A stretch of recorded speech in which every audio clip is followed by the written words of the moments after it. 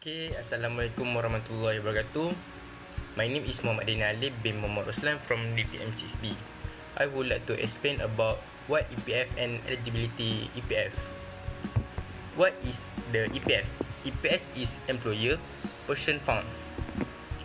EPF is essentially a retirement saving account for employer of the private and not principal public sector.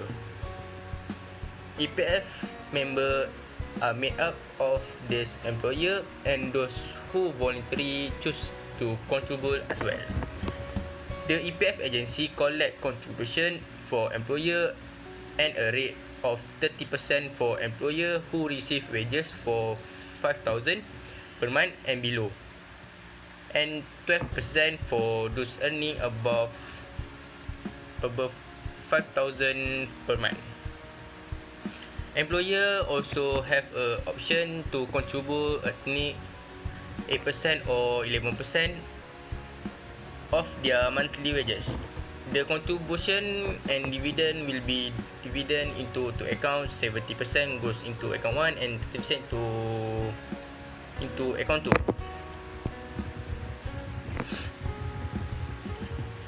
This contribution are mandatory of all employer and employees. It also avenue for employer to provide instruction, benefit and to fulfill a moral obligation to their employers. Registering as an EPF member. Registering is automatic when two EPF receive the very first contribution is your name based on your identified card detail for your employer. You can also register yourself via post or the EPF counter with form Kpbkl 3. What you should do after you have an EPF number is to sign up for an online account with EPF account. With an online account, you can save yourself the trouble of making the trip to the EPF office of withdrawal request, getting your current and past year EPF statement, as well as update your correspondent detail and nomination. All these account activities are available to perform online via iAccount. Registering of the online account is simple. All you need to do is option the activity code for an EPF kiosk or counter and process to the login page of the EPF website to complete your registration. And poster, you all have a very own iAccount. Thank you very much. Assalamualaikum and hello to everyone. My name is Ariff Norulazman from DPM6B. Today I would like to explain about benefit of EPF. Apart from the account be a saving for retirement, you are also entitled to a certain additional benefit. Here are for same of which you may not know. Okay. Firstly is dividend earning. Dividend earning is EPF guarantee annual minimum divided earning of 2.5%, although the average is 5% to 6% for the past 10 years. At this rate, your savings are protected for inflation and will rate healthy over the long term.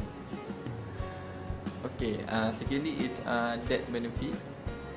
For that benefit, if you die, your EPF saving are a guarantee to your loved one and will be able to help ease the financial burden as well as cover funeral management expenses. We also encourage you to make a nomination to able your next of kin to withdraw your EPF saving without any difficulty. Your dependent family will also be considered for receiving a death benefit payment to help them in time of difficulty. Okay, for the third is Incompetition Benefit. Okay, for your information too, incompetition is like who has lost the ability.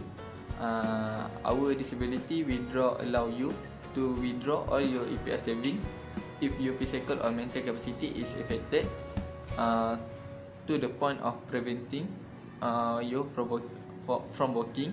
For eligible member, you will also receive RM 5,000 as disability assistance to ease your burden.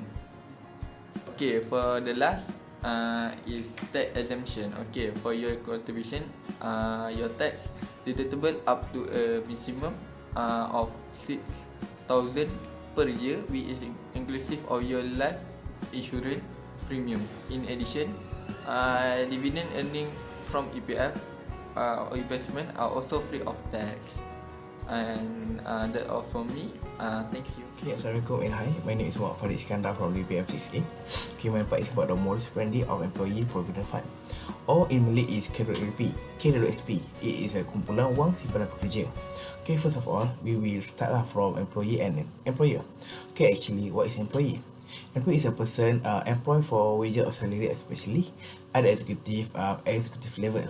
And for the other side, I mean employer lah. Is a person or organization that employs people. Okay, according to the current contribution rate, 23% of the employee salary and the current contribution of the new employee is 9% instead of 11% as before, which will be deducted from the employee salary every month, while 10% or 30% for the employer. Okay, this is because it depends on the employee income. For the employer which an income of 5,000 ringgit and below, the monthly contribution is 30%, while for the employer which an income above 5,000 ringgit is 12% of the contribution payment. Okay, in addition, an employer who deducts an employee salary but fail to pay the contribution can be sentenced to imprisonment not exceeding 6 years, a fine not exceeding 20,000 ringgit or both. Okay, meanwhile, if the employer does not contribute for the employee can be punished with the imprisonment, imprisonment of not exceeding 3 years, or a fine not exceeding 10,000 ringgit or both. It is contained in the EPF Act 1991. Okay, in addition, as we know lah, the EPF is divided into two accounts, account 1 and account 2. Okay, therefore, account 1 is 70% of the monthly contribution by the employer, and account 2 is the 30% of the monthly contribution by the employee. Okay, account 1 is intended for the post-retirement and investment only. So, the saving in account 1 cannot be fully withdrawn before we reach the age 55 years old. Okay, apart from that, we are also advised to place a nominee because it will give problem lah to the heirs to make the claim. Okay, this nominee can consist of a husband, wife, father, mother, child, or individual who want to be inherited. Okay, for account 2 savings, it is to help us prepare when we grow up lah, like retired. Okay, in addition, we are also allowed to withdraw saving in account 2, but according to the condition that we have been set lah, such as first, age reaches 50 years old. Second, make the first home purchase down payment. Settle the balance of the housing loan for the first house lah. Fourth, financing the education of ourselves and our children. Fifth, cover the medical costs of self and children. Sixth, performing Hajj. So that's all for me about the modus operandi. Yeah, thank you. Assalamualaikum. My name is Adrianmaulana bin Bidin from DPM 6B. So today I would like to explain about member investment scheme. Financial experts emphasize the importance of retirement plan as early as possible so that people can enjoy a comfortable life after retirement. This emphasis has a positive impact on the community. To realize, the EPF has introduced the EPF Member Investment Scheme in November 1996. What is MIS? The scheme is a voluntary plan that provides an option for EPF contributor to transfer part of their saving account from account 1 in the EPF into one managed by a fund management institution, which is FMI, including unit trust management and asset management companies under the scheme. So what are MIS purpose? To optimize the amount of investment in EPF savings to obtain high potential return at a reasonable level of risk, thus giving them the opportunity to increase their savings once they retire. In addition, MIS has a risk that all investment risks are assumed by members. Members are encouraged to fully understand the documents on a fund published by FMI prior to making any investment decision. So what are requirements of MIS? Firstly, is must be below 55 years of age. Secondly, have sufficient saving with the EPF.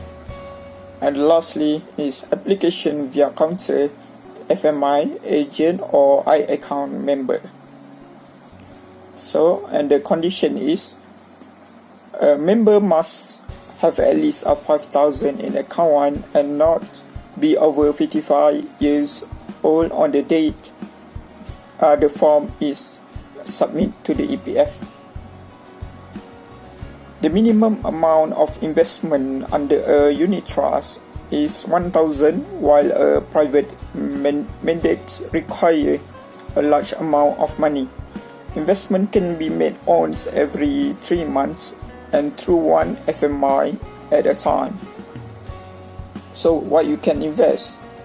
The amount of saving that can be invested is 30% of the amount in the excess of the basic saving account 1. I give you a formula how to calculate the investment. So investment amount is equally to balance in account 1 minus by basic savings and multiply by 30%. So amount that can be invested is an estimate amount of gross calculation for the member investment scheme and is subject to the minimum withdrawal amount of 1,000. So that's all from me and our group. Thank you so much.